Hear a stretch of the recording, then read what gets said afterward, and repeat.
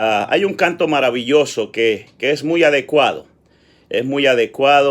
para este momento que estamos compartiendo con ustedes y quiero compartirlo para que podamos seguir con este programa. Que Dios me los bendiga a los que se están conectando. Esta preciosa mañana, una vez más, hasta donde quiera que esté, les saludamos en el nombre de Jesús. Aleluya, gloria a Jesús. ¿Y quién le enseñó al sol subir de mañana? Y dijo al mar, solo puedes llegar hasta aquí. ¿Quién le enseñó a la luna esconderse hasta la noche? Y a la estrella con su mano colocó. Yo sé que mi Cristo vive. Oh, yo sé que mi Cristo vive. Toda su creación declara y mi alma clama. Yo sé que mi Cristo vive.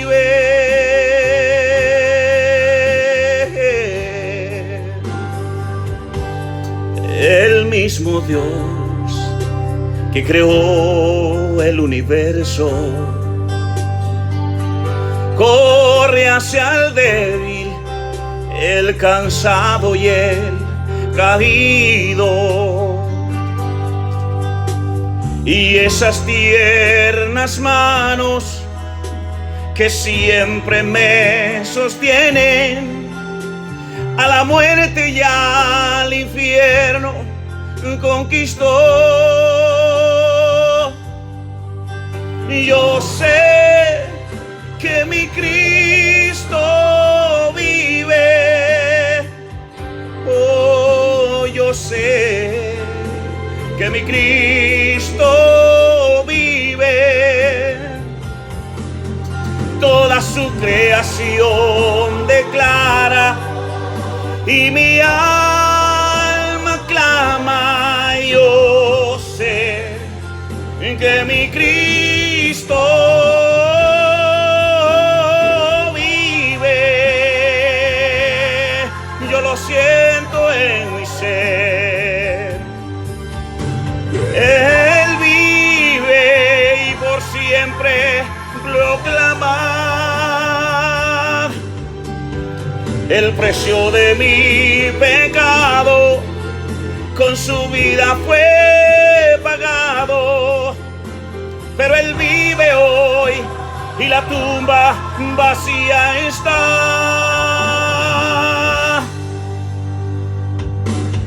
Yo sé que mi Cristo vive.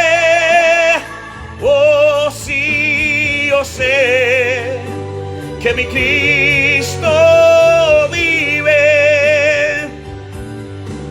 Toda su creación declara y mi alma clama. Yo sé que mi Cristo vive. Hable con Él esta mañana. Aleluya. Él vive e intercede por nosotros. Aleluya. Vale la pena que hoy podamos recordar que todavía hay esperanza, para el pecador, porque Él vive. Sí, yo lo sé. Él vive y lo declaramos porque la palabra de Dios así lo dice. Porque el cielo y la tierra pasarán, pero su palabra no pasará. Él vive. lo sé, Él vive hoy y vive en lo más profundo de nuestros corazones. Aleluya. Él vive. Amén. Mensaje de esperanza, mensaje de salvación. Jesucristo ha resucitado. Venga hacia la palabra del Señor esta preciosa mañana para que podamos comenzar con el estudio precioso de esta palabra. Y vamos a meditar en un tema precioso, toda una historia en una sola palabra. Ese es el tema de esta mañana. Toda una historia en una sola palabra. ¿Cuál es esa palabra? Salvación para la humanidad. Salvación para la humanidad. Esta historia, toda esta historia que comienza allá en el Génesis, toda esa historia que dio origen en la mente de Dios, se desarrolla en su propia palabra. Se desarrolla desde el origen del ser humano hasta nuestros días. Una historia, una gran historia, resumida en una sola palabra: salvación. ¿Salvación para quién? Para la humanidad, pero específicamente para los que creen. Cuando se habla de salvación, para muchos este es un tema muy complejo, de modo que podría ser motivo de discusión para muchos. Cuando se habla de salvación, hay mucha tela que cortar entre nosotros, los seres humanos. Pero qué precioso que cuando Dios decidió salvar al hombre, no preguntó ni tuvo que discutirlo con nadie. No pidió opinión a nadie. Fue en su mente, fue en su corazón que Dios decidió salvar al hombre de la condenación eterna. Fue así como en San Juan capítulo 3, versículo 16 y 17, que acabamos de leer en la lectura devocional, nos dice: porque de tal manera amó Dios al mundo. Y lo hemos cantado esta mañana y lo hemos recordado. Porque de tal manera amó Dios al mundo, que ha dado a su Hijo unigénito, para que todo aquel que en él cree no se pierda, mas tenga vida eterna. Salvación en una sola palabra. Porque no envió, dice el versículo 17, porque no envió Dios a su Hijo al mundo para condenar al mundo, sino para que el mundo sea salvo por él. No envió Dios a su Hijo a condenar. Mire que nosotros somos muy prácticos. Nosotros somos muy directos y a veces hasta muy sinceros. Y nos pasamos de la raya muchas veces, porque somos tan prestos para condenar a la gente.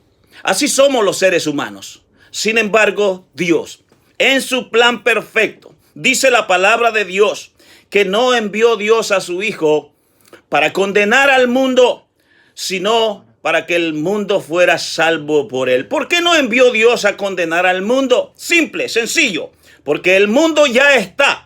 Y ya estaba y ha estado siempre bajo condenación. Simple y sencillamente sucedió así. Es la realidad.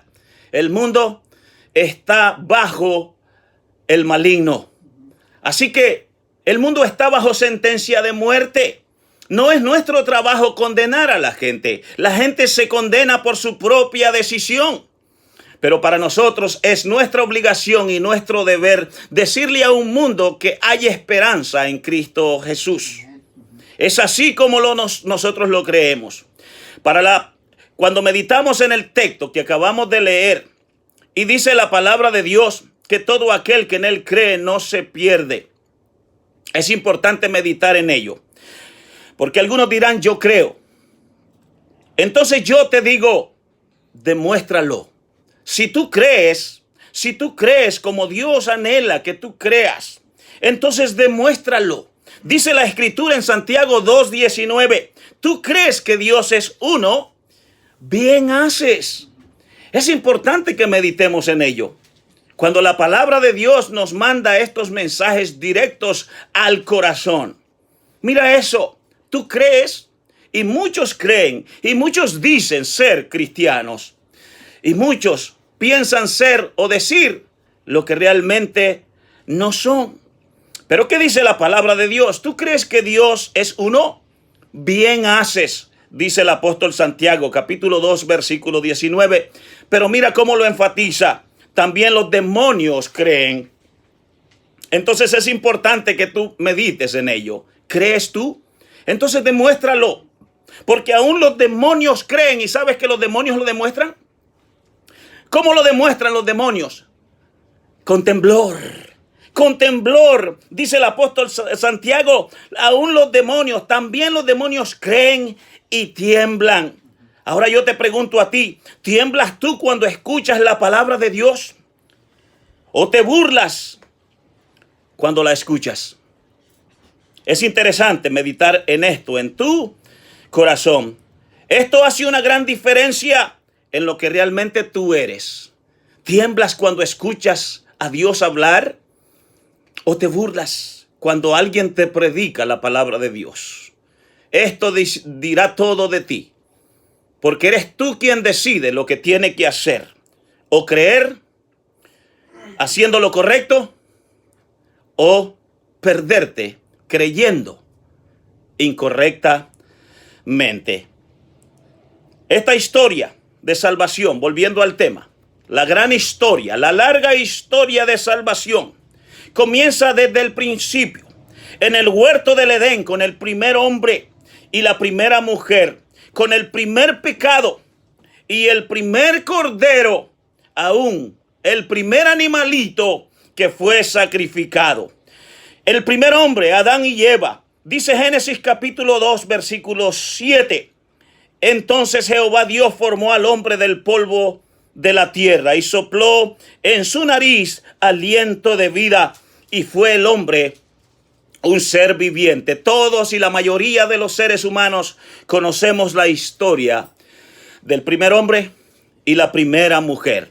Pero con ello también vino el primer pecado por la desobediencia de cada uno de ellos. Génesis capítulo 3, versículo 6 dice: y vio la mujer que el árbol era bueno para comer. ¿Cuál árbol? El árbol que Dios le había dicho no deberían comer, y que era agradable, sigue diciendo la escritura, y que era agradable a los ojos, y árbol codiciable para alcanzar la sabiduría. Y tomó de su fruto y comió. Dio también a su marido, el cual comió así como ella. El primer pecado, versículo 7 en el mismo capítulo 3. Entonces fueron abiertos los ojos de ambos y conocieron que estaban desnudos. Entonces cosieron hojas de higuera y se hicieron, ¿qué dice la palabra? Se taparon, se hicieron ropa, se taparon allí, porque se avergonzaba el uno del otro, que estaban desnudos. Permítame especificarle esto. Aquí tengo a los hermanos que me asisten con la lectura también, ¿verdad? Así que pueden tomar parte de esto en confianza, porque a veces estoy aquí entusiasmado en el mensaje y necesito el apoyo. Estoy acostumbrado a estar en la congregación. Pero cuando esto sucedió, cuando el hombre pecó y se dieron cuenta que estaban desnudos, como lo dice la escritura, entonces, ¿qué hicieron? Buscaron hojas de higuera, dice la palabra, para taparse. Y de inmediato aparece el primer intento del hombre por cubrir su pecado por sus propios medios. Así de práctico, el ser humano, en su primer intento de cubrir su pecado por sus propios medios. ¿Cuál fue el medio que utilizaron? Hojas de higuera. Esto me llama mucho la atención, porque hoy existen muchas religiones. Los medios que el hombre ha inventado son miles de religiones.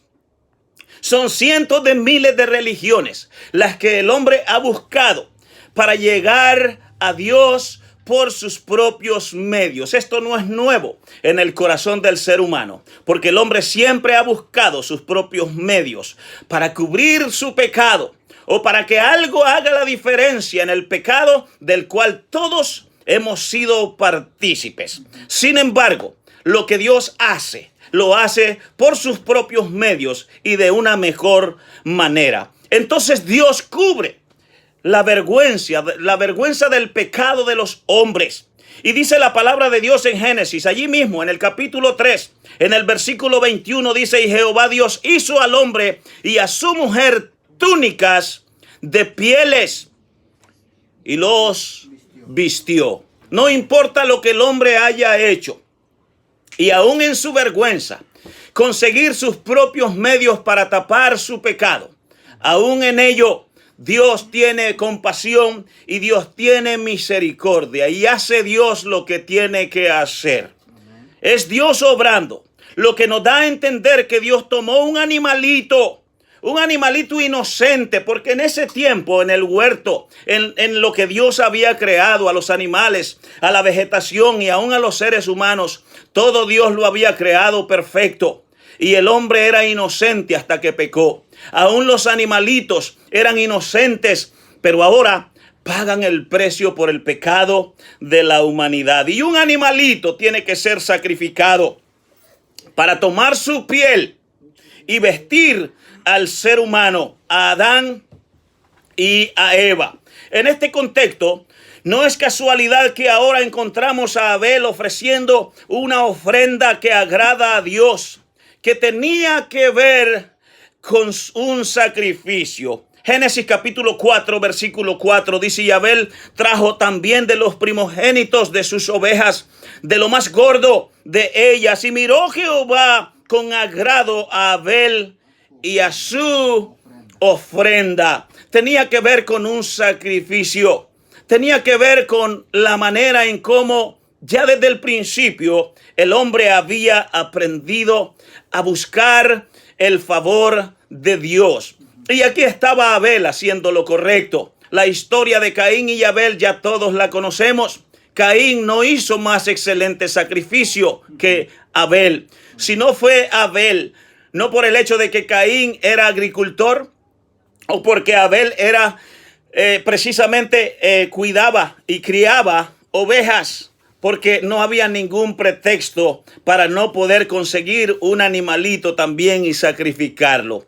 Pero era en el corazón el problema. El problema era en el corazón. Y vio entonces Caín que Dios recibió la ofrenda de Abel con agrado y se ensañó contra su hermano. La pregunta está en el aire. ¿Qué buscaba Caín cuando ofrecía su ofrenda? Y esto me vuelve a redirigir en la misma dirección. Caín representa la religión. Caín representa el medio humano. Caín quería ganar el favor de Dios con su ofrenda.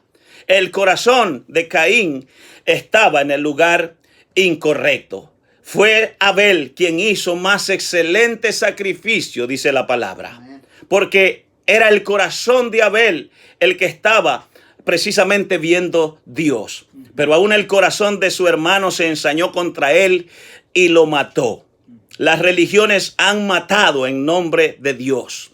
Han hecho lo malo en el nombre de Dios. Pero Dios sigue siendo el autor de la vida. El verdadero Dios. Porque esta es vida eterna, dice el Señor. Que te conozcan a ti, al único Dios verdadero. Porque hay muchos utilizando el nombre de Dios en vano. Que te conozcan a ti, al único Dios verdadero, y a su Hijo, a quien tú has enviado, y en ningún otro hay salvación, porque no hay otro nombre bajo el cielo dado a los hombres en quien podamos ser salvos, dice la palabra. Y cuando la palabra dice algo, lo dice claro. Y en ningún otro hay salvación. Jesús ha resucitado. Jesús murió en la cruz del Calvario, tomando nuestro lugar para darnos vida y vida en abundancia. Amén. Estudiando el hecho de cómo entra el pecado en escena, pero con ello el plan de Dios para redimir al hombre El apóstol Pablo nos da una referencia muy importante en Romanos capítulo 5, versículo 14. Dice la palabra de Dios: no obstante, reinó la muerte desde Adán hasta Moisés, aún en los que no pecaron a la manera de la transgresión de Adán, el cual es figura del que había de venir. Figura del que había de venir. ¿Y quién tendría y quién habría de venir sino el Cordero de Dios? En este punto el apóstol Pablo toma a Adán como referencia al primer pecado y a Moisés en referencia a la ley. Es importante que hagamos énfasis en dos cosas. El pecado es sinónimo de muerte. Dice la palabra de Dios en Romanos capítulo 6, 23, porque la paga del pecado es muerte, mas la dádiva de Dios es vida eterna en Cristo Jesús, Señor nuestro. Es la dádiva de Dios, es en el plan de Dios, es la historia de Dios en una sola palabra: salvación. Salvación para la humanidad, para todo aquel que cree, dice la palabra. La ley es sinónimo de culpable. Cuando el apóstol Pablo habla de estos dos personajes y estas dos referencias, el pecado sinónimo de muerte, pero la ley sinónimo de culpable, de culpabilidad. Dice Romanos capítulo 4, versículo 5, pues la ley produce ira. Pues la ley produce ira. Pon atención a esto, hermano y amigo. La ley te culpa. Los que no hacemos mal en nuestra ciudad no tenemos que preocuparnos por la ley, porque allí está la ley corriendo de un lado al otro. Aún en estos días de cuarentena, los que estamos en casa no tenemos que preocuparnos cuando vemos una patrulla pasar por nuestras casas. Pero los que sí tienen que preocuparse son los que andamos muchas veces en la calle. Porque la ley culpa. La ley es sinónimo de culpabilidad. Dice Romanos 4, capítulo 15, pues la ley produce ira. Pero donde no hay ley, tampoco hay transgresión. Palabras sabias del apóstol Pablo. Pero después que Adán pecó y antes que Dios le diese la ley a Moisés, sucedió un hecho sin precedentes. Dios ordenó a Moisés celebrar entonces la primera Pascua. Y eso lo vemos en todo el capítulo, en los primeros versículos específicamente de Éxodo capítulo 12. Y por falta de tiempo no lo vamos a leer, pero quiero resumir, no lo vamos a leer todo, pero quiero resumir lo que encontramos en la primera Pascua, según lo que Dios ordenó a Moisés. Esto consistía en tomar un becerro, un cordero por familia. Eso lo vemos en el capítulo 12, versículos 3 y 4. El animal sería sin defecto, macho, de un año, de las ovejas o de las cabras, dice la escritura en el versículo 5. Lo sacrificarían delante de todo el pueblo, sigue diciendo la escritura. Pondrían la sangre en los postes y en el dintel de la puerta de cada casa, en el versículo 7. Versículo 8 dice: asarían sus carnes no cocida y la comerían con pan sin levadura y con hierbas amargas. Sigue diciendo: se comerían el animal completo, su cabeza, sus extremidades y aún sus entrañas. No dejarían nada para el siguiente día, y si sobraba, el sobrante debería ser quemado en el fuego. Deberían comerlo aún quemado. Ceñidos sus lomos, estas eran las características que especificaba Dios a Moisés. Debían comerlo ceñidos sus lomos, calzados sus pies, el bordón en sus manos, y lo debían comer apresuradamente, puesto que era la Pascua, dice la escritura. Y vamos entrando entonces en el tema. ¿Y esto qué significa? En el versículo 12, ahí sí vamos a leer Éxodo capítulo 12, versículos 12 y 13. ¿Qué significaba la Pascua entonces? Dice la Escritura en el versículo 12: pues yo pasaré aquella noche por la tierra de Egipto y heriré a todo primogénito en la tierra de Egipto, así de los hombres como de las bestias, y ejecutaré mis juicios en todos los dioses de Egipto. Yo, Jehová. Y entonces aquí salta la inquietud. Ay, entonces dicen los ateos, entonces dicen los incrédulos, entonces dicen los gnósticos: qué crueldad la de Dios, qué crueldad la de Dios. Mira eso, Dios sigue siendo justo, Dios sigue siendo bueno, porque aún en medio de la muerte, aún en medio del peligro, aún en medio de la acechanza, Dios siempre tiene un plan. Y el plan de Dios es dar vida.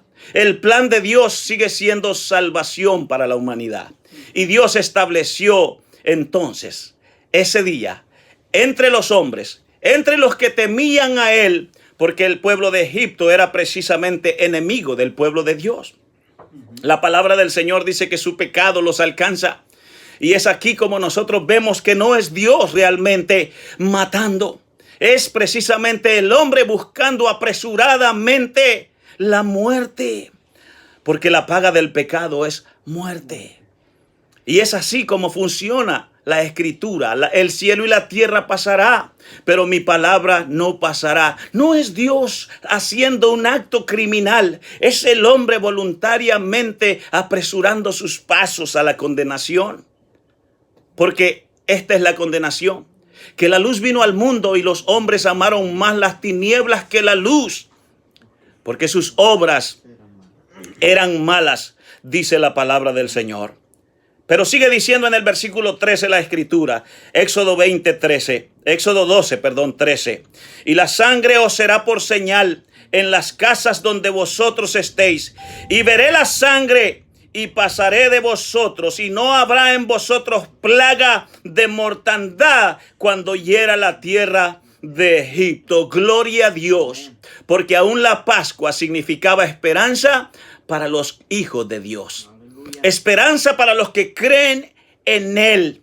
Eso significaba, y eso significa todavía hoy. Éxodo capítulo 12, versículo 14, que es donde estamos leyendo, termina diciendo: y este día os será en memoria, y lo celebraréis como fiesta solemne para Jehová durante vuestras generaciones, por estatuto perpetuo lo celebraréis. En todo esto, en el plan perfecto de Dios, todo esto apuntaba a lo que sería más tarde la obra redentora de la humanidad. Dice la palabra de Dios en San Juan capítulo 1, versículo 14: y aquel verbo fue hecho carne y habitó entre nosotros, y vimos su gloria como del unigénito del Padre, lleno de gracia y de verdad. Porque la obra redentora da inicio entonces cuando Jesucristo, el Hijo de Dios, toma escena en esta historia. Dice Filipenses capítulo 2, versículos 6, 7 y 8: el cual, siendo en forma de Dios, no estimó el ser igual a Dios como cosa a que aferrarse, sino que se despojó a sí mismo, tomando forma de siervo, hecho semejante a los hombres, y estando en la condición de hombre, se humilló a sí mismo, haciéndose obediente hasta la muerte, y muerte de cruz. El Cordero de Dios, hecho carne, Dios reencarnado, toma lugar en esta historia. Su sacrificio ha sido anunciado. El profeta Isaías en el capítulo 53, versículo 7 dice: angustiado él y afligido, no abrió su boca. Como cordero fue llevado al matadero, y como oveja delante de sus trasquiladores, enmudeció y no dijo nada. La pasión de Cristo, mira eso: como cordero fue llevado al matadero. Ese fue su sacrificio, su propósito. San Juan capítulo 1 versículo 29 dice, el día que Jesús sería bautizado. Mira eso, su propósito. Juan el Bautista dijo estas palabras en el capítulo 1 que acabo de decir. San Juan capítulo 1 versículo 29. El siguiente día vio Juan a Jesús que venía a él y dijo, he aquí el Cordero de Dios que quita el pecado del mundo. Esta fue su propósito. Es la misión imposible. La misión imposible no fue una simple película de Hollywood. La misión imposible estaba en los planes de Dios. Era imposible para los hombres y solamente podía ser posible a través de Cristo Jesús, su Hijo unigénito. Éxodo capítulo 12. Versículo 14. Váyase hasta allí. Antes de ir concluyendo en esta enseñanza, vale la pena recalcar que Jesús entendía claramente lo que la Pascua significaba para él. Y celebró aquella fiesta memorable como Dios la había dicho a Moisés. Allí en el versículo 14 que acabamos de leer. Y como ya lo leímos, pasemos adelante. En San Lucas capítulo 22, versículos 7 y 8. Jesús celebrando la Pascua. Llegó el día de los panes sin levadura, el cual era necesario sacrificar el cordero de la Pascua. Y Jesús envió a Pedro y a Juan diciendo, id, preparadnos la Pascua para que la comamos.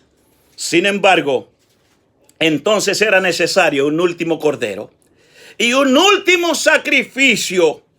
Mira esto, Hebreos capítulo 10, en el versículo 11 al versículo 14. Y ciertamente todo sacerdote está día tras día ministrando y ofreciendo muchas veces los mismos sacrificios que no pueden quitar los pecados.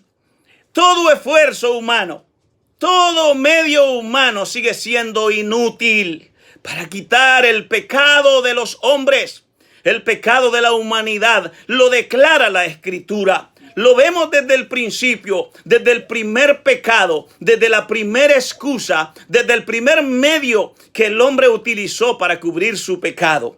Aún con todo, Dios ordenó en la historia que deberían sacrificar un cordero y deberían utilizar su sangre como expiación, porque sin sangre no hay remisión de pecado, sigue diciendo el escritor de los Hebreos. Pero aquí sigue diciendo en el versículo 12, mira eso, como lo dice en el versículo 11, todo sacerdote está día tras día ministrando y ofreciendo muchas veces los mismos sacrificios que nunca pueden quitar los pecados. Hebreos capítulo 10, allí mismo en el versículo 11, pero Cristo, habiendo ofrecido una vez para siempre un solo sacrificio por los pecados, se ha sentado a la diestra de Dios. Un solo sacrificio fue necesario.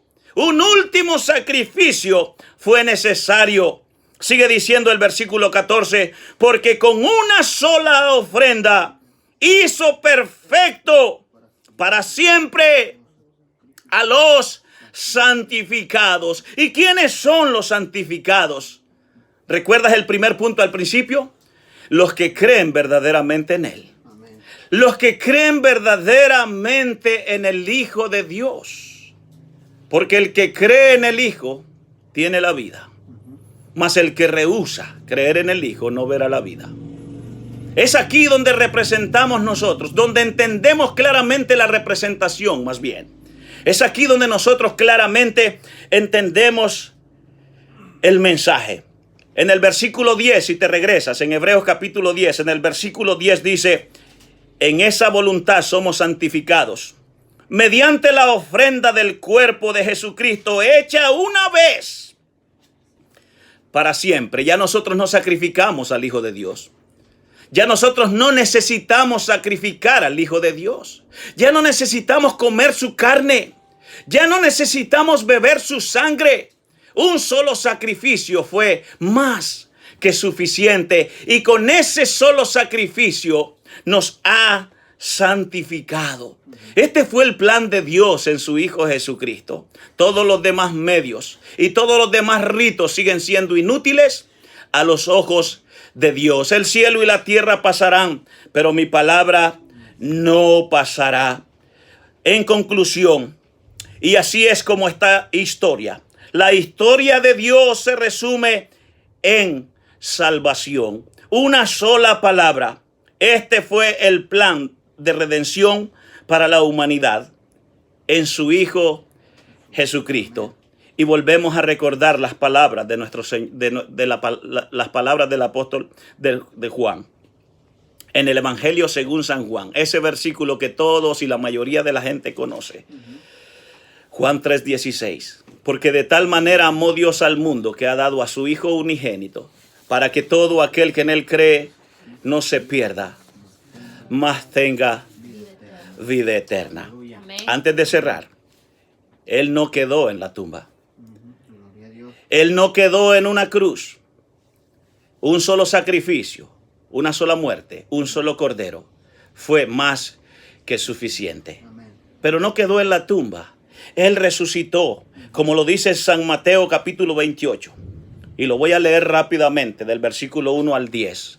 Pasando el día de reposo, al amanecer del primer día de la semana vinieron María Magdalena y la otra María a ver el sepulcro.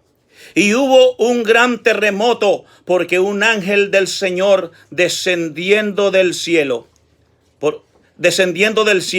y llegando, removió la piedra y se sentó sobre ella. Su aspecto era como un relámpago y su vestido blanco como la nieve. Y de miedo de él los guardas temblaron y se quedaron como muertos. Mas el ángel respondió, dijo a las mujeres, no temáis vosotras, porque yo sé que buscáis a Jesús, el que fue crucificado.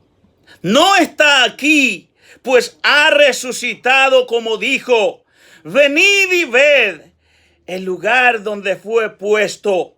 Él resucitó de los muertos y he aquí va delante. Y he aquí va delante de vosotros a Galilea.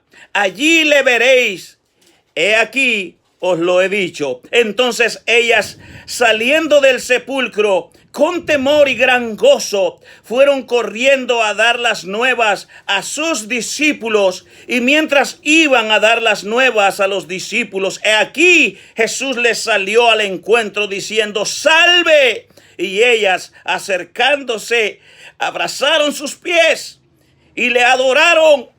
Entonces Jesús les dijo, no temáis, id, dad las nuevas a mis hermanos para que vayan a Galilea y allí me verán. Preciosa palabra de Dios. Me encanta, me emociona saber que no creemos en un Cristo vencido con rostro de amargura y rostro de dolor. Yo creo en un Cristo de rostro alegre. Yo creo en un Cristo que es vencedor, como lo dice el precioso canto. Vale la pena creer en el Cristo vivo. Un cordero, una historia, una gran historia en una sola palabra, salvación. Termino con esto preguntándote, ¿eres salvo? ¿Conoces al Cordero de Dios que quita el pecado del mundo? ¿Lo has aceptado como sacrificio y como expiación para tu pecado? Hoy es el día, dice la palabra del Señor, hoy es el día aceptable, hoy es el día para salvación. Aprovecha la oportunidad, tú que no sabes si mueres hoy, a dónde pasarás la eternidad.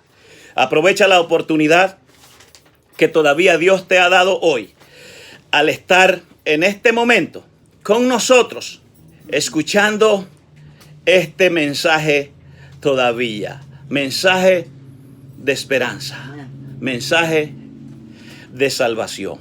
¿Vale la pena? Vale la pena que tomes una decisión hoy. Vale la pena que medites en tu corazón si necesitas un sacrificio más excelente, un solo sacrificio. Ya no hay nada que tú puedas hacer.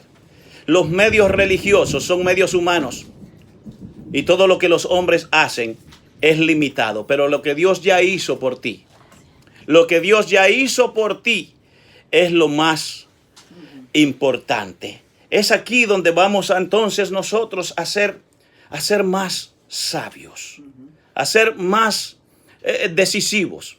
Es una decisión que tiene que ver con la eternidad. Recibe a Cristo. Mientras oro, toma la decisión y dile al Señor solamente: perdóname, Señor, perdona mis pecados y límpiame de mi maldad. Y serás salvo.